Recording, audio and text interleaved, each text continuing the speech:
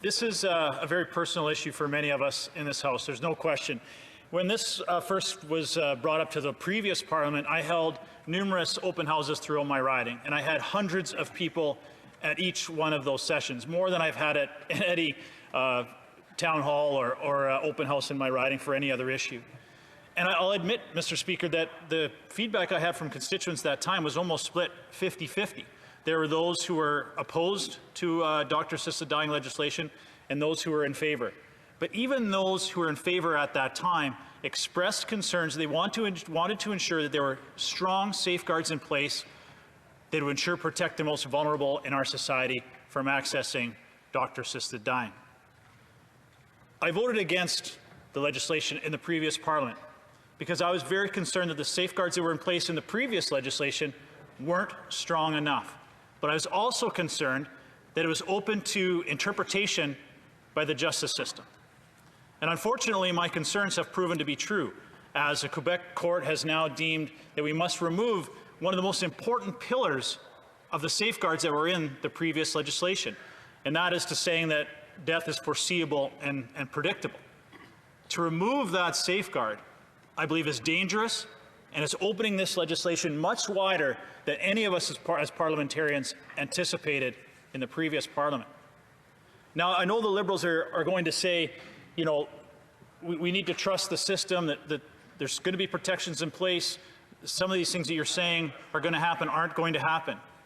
They said that in the previous Parliament, and those things did happen, Mr. Speaker. The things that we voiced in our debates and our discussions at committee did happen. We know that people accessed doctor-assisted dying that did not have a terminal illness and did not have death as a foreseeable and imminent result. So already those interpretations that we wanted to be ironclad previously proved to be as iron as a sieve. And this just further opens the door to those concerns. And my colleague before me brought up the Accessible Canada Act. And I think for our disabled communities in this country, the key to this is trust and lack thereof. In the previous Parliament, the Liberals rammed through the Accessible Canada Act in 24 hours.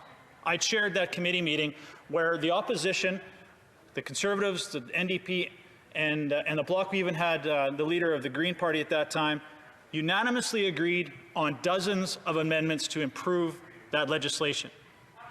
The Liberals refused to endorse any of them except for two, when every disability association and stakeholder in the country unanimously supported those amendments on the Accessible Canada Act to improve that legislation because it was too bureaucratic, it was too cumbersome, and it was too confusing. So already the disability community has to look at the Liberal government with an extreme level of mistrust. And now you bring in C7, and once again, they are all voicing concerns. They want amendments to this legislation. They want strong safeguards to protect the most vulnerable. And once again, the Liberals refuse to listen or refuse to act. They are going on their own agenda. And I'm sure, Mr. Speaker, you've heard many of these stories today, but I had a call from one of my constituents this morning, Orvella Small, who has a daughter, Sheena Small, who owns Sheena's Sweets and Such in High River, a great, cool little candy store. Now, Sheena is an adult with a disability. She's very well known in our community, very outspoken, energetic. But her mom phoned me this morning and said, the direction this is going is beyond frightening. Sheena doesn't understand, despite her outgoing personality, she said, with her disability, she doesn't understand the impact that MAiD legislation could have on her or the disabled community. Right now, Sheena is a successful entrepreneur in our community, an award-winning entrepreneur, but she also has the very important support system around her. Orvella, her mother, said, you know, I'm not going to be here forever. How can I know that whoever I entrust to take care of Sheena when I'm gone will have the same love and dedication for her that I do? How do I know that someone someday is going to decide that Sheena's life isn't worth living? And Sheena is not going to understand that she may or may not be pressured into accessing doctor-assisted dying. Can you imagine the feeling of a mother who now has to worry about the future of her daughter when she's no longer here to protect her. And she doesn't understand, or she doesn't trust that her daughter understands the implications of doctor-assisted dying. Her words to me this morning is, I can't believe the direction that this is going. And I am beyond words that the Liberal government isn't listening to the disabled community to improve this legislation.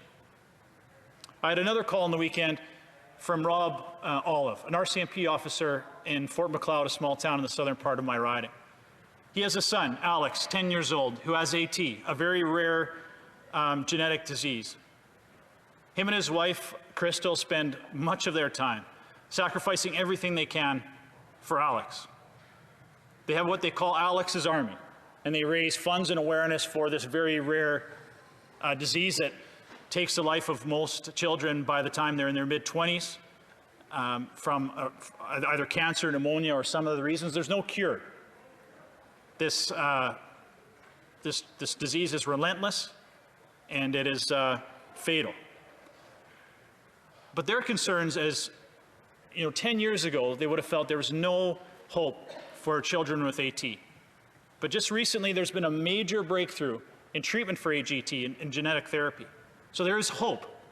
Perhaps not for Alex, and they understand that, but there is hope for children with AT in the future. And for Rob and Crystal, again, they can't believe that instead of putting resources into support and treatment, our focus right now in the middle of COVID is to how to make death easier.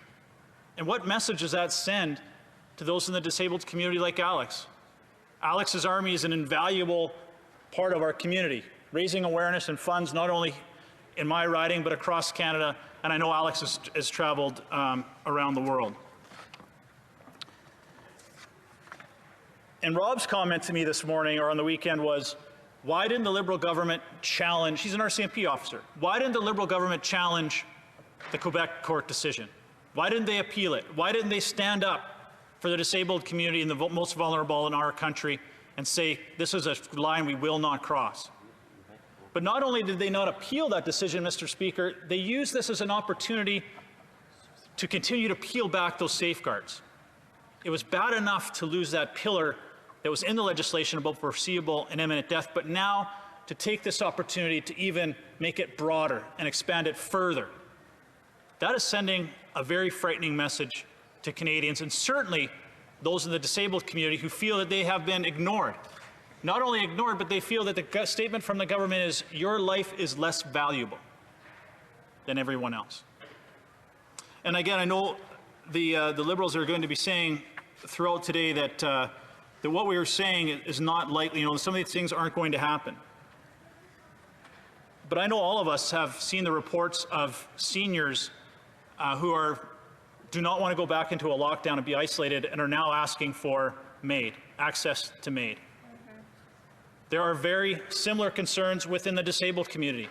Many of those disabled youth and adults live in specific housing and now are no longer able to access their support system and certainly their loved ones and their family.